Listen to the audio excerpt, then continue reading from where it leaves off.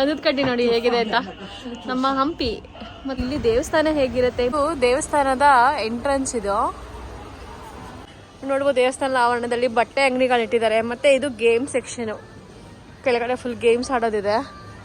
ತೋಫು, ಸ್ಟಿಂಕಿ ತೋಫು ಅಂತಾರೆ, ಸ್ಮೆಲ್ ಇರುತ್ತೆ. ಇದು ಸಖತ್ತು ಹಿಂಗೆ ಬೇಯಿಸಿ ಕೊಡ್ತಾರೆ. ಇದು ಆ್ಯಕ್ಚುಲಿ ಡೆಮೋಗೆ ಇಟ್ಟಿರೋದು, ಒಳಗಡೆ ಎಣ್ಣೆಲಿ ಕರೆದ್ಬಿಟ್ಟು ಹಿಂಗೆ ಉಪ್ಪಿನಕಾಯಿ ಥರ ಮೇಲ್ಗಡೆ ಇಟ್ಟಿದ್ದಾರೆ ನೋಡಿ, ಬೀನ್ಸ್ ಉಪ್ಪಿನಕಾಯಿ ಅದನ್ನು ಮೇಲ್ಗಡೆ ಹಿಂಗೆ ಹಾಕ್ಬಿಟ್ಟು ಕೊಡ್ತಾರೆ. ಇದು ದೇವಸ್ಥಾನದ ಎಂಟ್ರೆನ್ಸ್, ಇದು ಮುಖ್ಯ ದ್ವಾರ ಇದು ದೇವಸ್ಥಾನದ್ದು. ಸೊ ಇದೇ ಗೋಪುರ.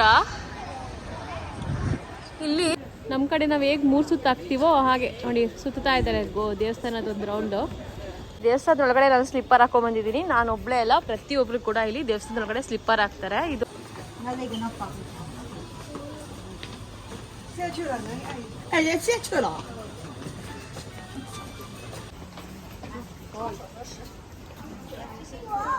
ಇಲ್ಲಿ ಚೀನಿಯರು ಹೋಮ ಪೂಜೆ, ಧೂಪ ದೀಪ ಎಲ್ಲ ಇಲ್ಲಿ ಹಚ್ತಾರೆ ಅಂತ ಹೇಳ್ಬೋದು. ಈ ಸೈಡ್ ಕ್ಲೀನರ್ಸ್ ಅಲ್ಲಲ್ಲೇ ಎಲೆಗಳು ಈ ತರ ಏನಾದ್ರು ಉದಿದ್ರೆ ಅಲ್ಲಲ್ಲೇ ಕ್ಲೀನ್ ಮಾಡ್ಕೋತಾರೆ ದೇವಸ್ಥಾನದ ಆವರಣನ.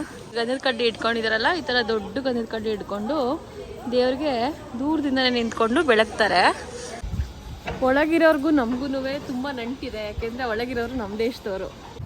ಎಲ್ಲಾ ಬುದ್ಧನ ದೇವಸ್ಥಾನಗಳ ಮುಂದೆ ಈ ತರ ಒಂದೊಂದು ಸ್ಟೂಲ್ ಹಾಕಿರ್ತಾರೆ, ಅಂದ್ರೆ ವಿಗ್ರಹದ ಮುಂದೆ. ಚೈನಾದಲ್ಲಿ ದೇವರಿಗೆ ಅಡ್ಡಿ ಬೀಳೋವಂಥ ಕಾನ್ಸೆಪ್ಟ್ ಇಲ್ಲ, ಮಂಡಿನ ಊರಿ ದೇವರಿಗೆ ನಮಸ್ಕಾರ ಮಾಡೋ ಕಾನ್ಸೆಪ್ಟ್ ಇದೆ ಇಲ್ಲಿ. ನಮ್ಮ ಕಡೆ ದೇವಸ್ಥಾನಗಳಿಗೂ ಮತ್ತು ಇಲ್ಲಿ ದೇವಸ್ಥಾನಗಳಿಗೂ ಒಂದು ಸಿಮಿಲಾರಿಟೀಸ್ ಏನಂತ ಅಂದರೆ ನೋಡಿ, ದೇವ್ರ ಮುಂದೆ 2 ಉಂಡಿ ಇಟ್ಟಿದ್ದಾರೆ. ಸೊ ಕಾಣಿಕೆ ಹಾಕೋರೆಲ್ಲ ಉಂಡಿಗೆ ಹಾಕ್ಲಿ ಅಂತ. ಮತ್ತು ಯೂಶಲಾಗಿ ನಾನು ಅಬ್ಸರ್ವ್ ಮಾಡಿರೋದಂದ್ರೆ ಏನು ಅಂದರೆ, ದೇವಸ್ಥಾನದಲ್ಲಿ ನಾವು ಭಾರತೀಯರಂತ ಗೊತ್ತಾದರೆ ಅವ್ರಿಗೆ ನೋಡಿ ಈ ಥರ ಕೈ ಮುಗಿದು ನಮಸ್ಕಾರ ಮಾಡ್ತಾರೆ ನಮಗೆ. ಒಂದು ಗಂಧದ ಕಡ್ಡಿ ಪ್ಯಾಕೆಟು ಭಾರತ್ ದೇಕೋ ಇಂಡಿಯನ್ ಇನ್ಸೆನ್ಸ್ ಸ್ಟಿಕ್ಸ್ ಅಂತ ಇದೆ.